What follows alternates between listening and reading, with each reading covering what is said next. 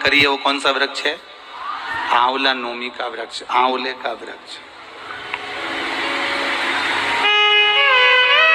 आंवले का वृक्ष। कथा सुनी होगी आप लोगों ने आज आंवले वृक्ष की।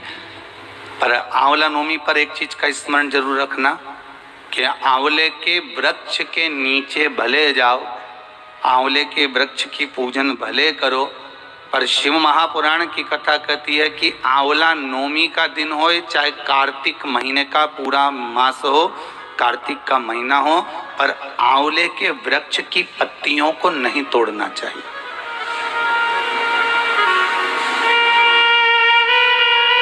कई लोग बहुत गलती करते हैं, आंवले की पूजन करने जाते हैं ना, तो वो सोचते हैं कि अब आंवले के पेड़ के नीचे भोजन करने का बड़ा महत्व है कि आंवला नवमी के दिन भोजन करना चाहिए। तो कई माताएं इतनी चतुर होती है ना, आंवले की पत्ती तोड़ के ले आती, सिर पे रख के भोजन कर लेती।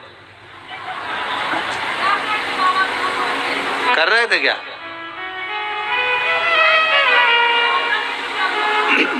बस तो फिर अब कथा मतलब धीरे धीरे समझ में आ रही हो। श्री शिवाय नमस्ते। मतलब शास्त्र कहता है कि अगर एक पत्ती टूटना, पहले लोग बड़ी गलतियां करते थे। आंवला के पूजन करने गए, आंवले के वृक्ष की पत्ती तोड़ ली, सिर पे रख ली, भोजन कर लिया। कितना दोष है महाराज। यहाँ तक शिव महापुराण की कथा कहती है, विष्णु पुराण, अग्नि पुराण, पद्म पुराण कहती है, गर्ग संहिता में यहाँ तक वर्णन करा गया है, स्कंद पुराण में भी कहा गया है कि आंवले के वृक्ष की जिस दिन पूजन करें, आंवला अगर ऊपर से नीचे गिर जाए, आपको प्राप्त हो जाए, तो भले उसका सेवन करो, भले उसको रख लो, पर आप आंवले नवमी के दिन आंवले को भी नहीं तोड़ना चाहिए। आंवला नवमी के दिन आंवले को भी नहीं तोड़ना चाहिए। यहां तक शास्त्र वर्णन करता है कि राजा एक वैश्य बड़ा धर्मात्मा था, बड़ा धर्मात्मा। आप लोगों ने आज कथा सुनी हो कि कितना धर्मात्मा राजा। बस उसका एक नियम था, वो प्रतिदिन एक सोने के आंवले का दान देता था।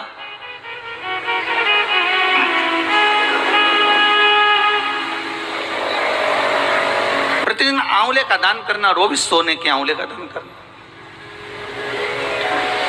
उसके बहु बेटा को लगा, उसके बहु बेटा को प्राप्त हुआ कि अगर ये पिताजी इसी तरह से सवा मन सोना आंवला बनाकर लुटाते रहेंगे तो हमारे पास तो एक दिन ऐसा स्थिति आ जाएगी कि हमको भीख मांगना पड़ेगा, हमको भीख मांगना पड़ेगा। अच्छा, बहु बेटा को ये भान नहीं होता कि जिन माँ बाप ने जोड़ा है, अगर वो लुटा भी दें तो सत्ता तो उन्हीं की है ना, दौलत तो उन्हीं की है, पैसा तो नहीं का है। जितना जोड़ा वो माँ बाप ने जोड़ा, अगर वो लुटा भी दें तो ये उनकी मर्जी। पर बहुत कम माता पिता ऐसे होते हैं जो अपने ऊपर सही मायने में खर्च करते हो। बहुत ध्यान देना महाराज। जोड़ा जोड़ा जोड़ा जोड़ा, आखिरी में छोड़ा, इतना बड़ा फोटो टंगिया, फोटो नीचे तुम ऊपर, हो गया कल्याण। तो उससे ज्यादा और होगा क्या? क्या मतलब?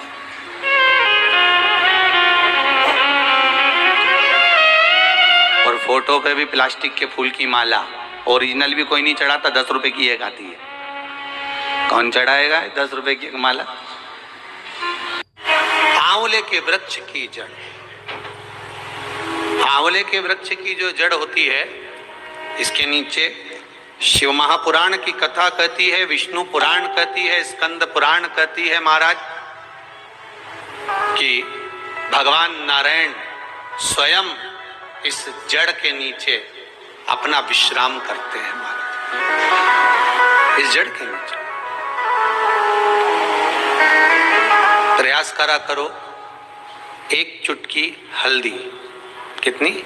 मात्र एक चुटकी हल्दी, आंवले के वृक्ष के नीचे भगवान हरि हर महादेव, कौन से महादेव हैं?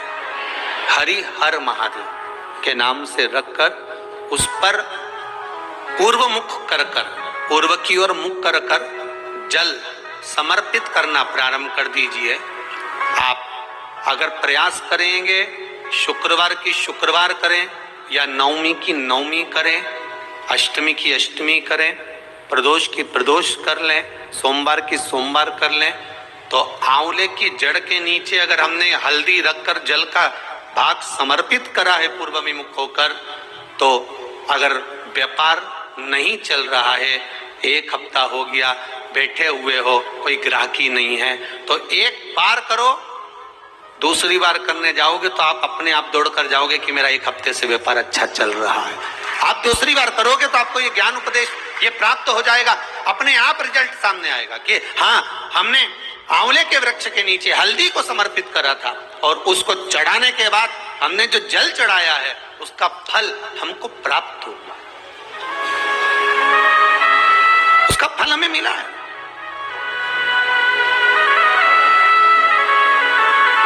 उसका फल हमें मिलेगा। कोई भी क्रम करे, हम फिर कहेंगे, फिर निवेदन करेंगे, कुआं खोदो, एक जगह खोदो, पानी निकलेगा। कभी यहां भटक गए, कभी वहां भटक गए, थोड़े दिन यहां आ गए, थोड़े दिन कहीं दूसरी जगह चले गए, फिर तीसरी जगह चले गए, चौथी जगह चले गए, भटक रहे हैं। अब बाबा से विनती करना, अब नहीं भटकूंगी चाहे कुछ भी हो जाए। बहुत भटक ली, सारी दुनिया में जाकर घूमी आई, सबसे निवेदन कर कर आ गई, अब मेरे बस की नहीं बची, अब तो तेरा दरबार है और तेरा भजन है, इसके सिवाय कुछ नहीं करूं। श्री शिवाय नमस्तुभ्यम, श्री शिवाय नमस्तुभ्यम, श्री शिवाय नमस्तुभ्यम, श्री शिवाय नमस्तुभ्यम, इसके सिवाय कुछ नहीं करो।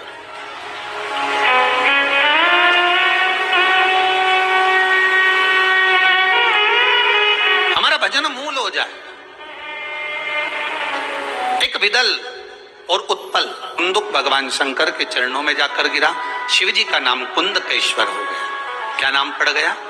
कुंदकेश्वर। ध्यान दीजिएगा, जीवन में अगर कहीं अशांति का अनुभव होता है, मन को शांति नहीं रहती, बार बार ऐसा लगता है कि रोना आ रहा है, कुछ घर में अच्छा नहीं लग रहा, कहीं आंख फटक रही है, कहीं कोई भड़क रहा है, तो कभी ऐसा लगे, एक सफेद फूल पुष्प कुंदकेश्वर महादेव के नाम से अपने घर में से लेकर घुमाकर शिव जी को समर्पित कर कर आ जाओ।